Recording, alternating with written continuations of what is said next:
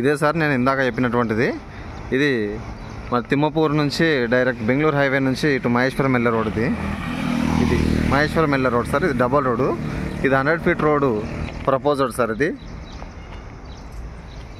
ఇది already set back కూడా ఉంది. ఈ ప్లాటు నేను చెప్పినటువంటి ప్లాట్ ఇదే సార్. ఇది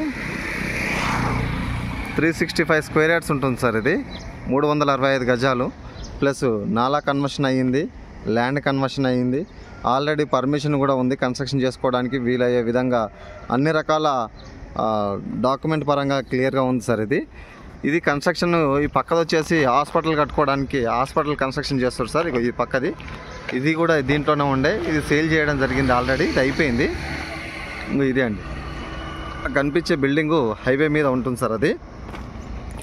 ఇది ప్యూర్ R1 జోన్లో ఉంది సార్. ఇది 365 స్క్వేర్ యార్డ్స్ సార్. రేట్ వచ్చేసి 30,000 చెప్తారు sir per square yard. Negotiation ఉంటుంది. ఇది సార్ డైరెక్ట్గా ఇది మనకు మహేశ్వరం వెళ్ళే రోడ్డు. ఇది వచ్చేసి మనకు షాద్నగర్ రోడ్ సార్. షాద్నగర్ కంటే బిఫోర్ ఉంటుంది సార్. కొత్తూరు కంటే బిఫోర్ ఉంటుంది. అండ్ శంషాబాద్ నుంచి డైరెక్ట్గా రావచ్చు ఇక్కడికి. ఎయిర్పోర్ట్ నుంచి మనకి హార్డ్లీ ఈడికి ఒక 10 to 12 మినిట్స్ ఉంటుంది సార్. ఇదే మనకు హైవే సార్. ఇది కనిపించేదే ఇదే హైవే. ఇక్కడిదే సార్. ఇదే సైడ్ ఇందాక చెప్పినటువంటిది ఇదే సార్.